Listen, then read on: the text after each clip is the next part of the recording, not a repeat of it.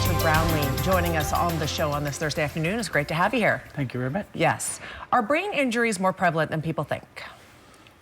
I don't know how prevalent people think they are, but they are common.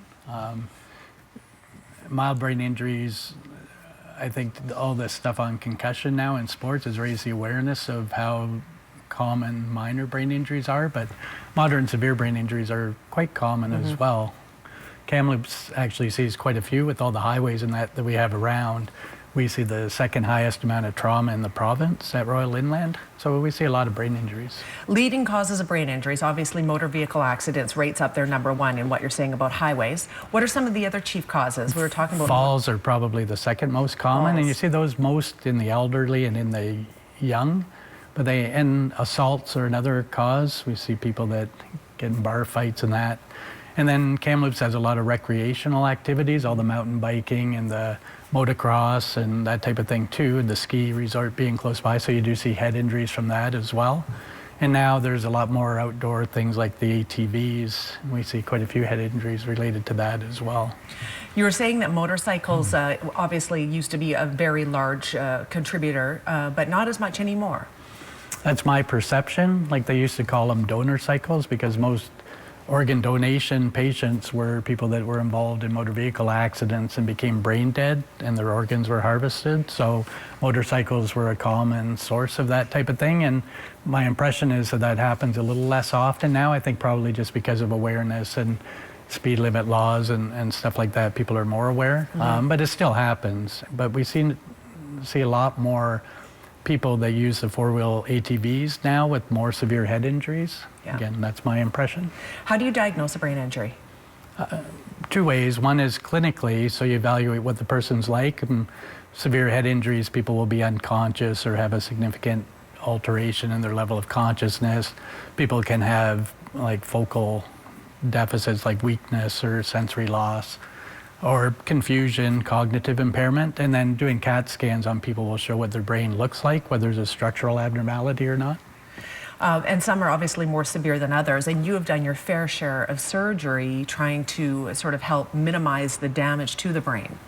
Yeah, that's right. So brain injuries are categorized as mild, moderate, and severe, and there's a system that we use for grading how severe a brain injury is, and then people with moderate and severe brain injuries often end up getting hospitalized, and the severe brain injuries often will have damage to their brain that you can see on the CAT scan.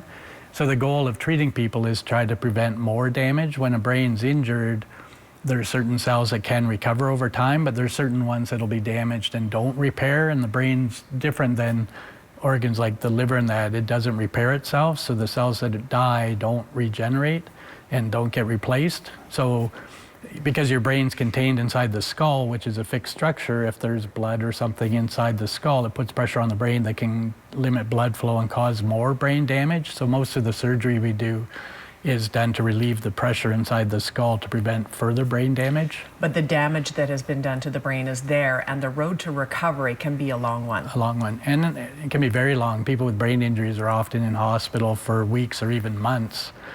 It's not uncommon for people to be on the rehabilitation ward for several weeks or months. And it can take over a year and up to 2 years for the brain to completely recover from an injury. And a lot of people are left with permanent disability like memory problems, cognitive impairment, personality changes. And that affects their ability to work and their relationship with their family and friends and that. So it has a very significant impact on people. Complete life changer, complete game changer. Yeah, it often is. We're very lucky here. We have the Kamloops Brain Injury Association, and this is a very huge resource for people and their families in the throes of this situation. Yeah, because we see all the people when they're in the hospital during the acute phase and they go through their hospitalization, but then they get discharged into the community, and without organizations like the Kamloops Brain Injury Association, a lot of these people would be lost. So they provide resources that help people learn how to deal with simple things like grocery shopping and dealing with their money and transportation and helping to find jobs and that. So it provides a lot of services for people that otherwise would be lost. And I think a lot of the people that are homeless on the street and become addicted to drugs and alcohol are a lot of people that have had a previous brain injury. So your message that you would send home to everyone after doing what you do on a daily basis is prevention. And prevention's a big thing. So again, seatbelt laws and helmet laws have really reduced the incidence and severity of brain injuries, but they still happen a lot. So there's organizations like Think First, which was developed by one of the neurosurgeons in Toronto, and they do education for public school age children, and we've brought that to Kamloops now as well. So the Kamloops Brain Injury Association partners with the nursing faculty at TRU to go out and do these sessions for the public school, which is quite helpful. That's it's awesome. mostly helmet related stuff. Excellent. We're out of time, but I wanted to quickly mention that coming up, there's an activity and awareness day that the Kamloops Brain Injury Association is putting on. Can you speak to that quickly? Yeah, it's at Riverside Park, and it's on Friday, June the 19th, from 11 in the morning till 3 in the afternoon. And they're going to have some recreational things, I think mostly for children and that, but it's mostly an awareness type thing so people can see what the Brain Injury Association does and what services it has to offer for people with brain injury. Fantastic. So.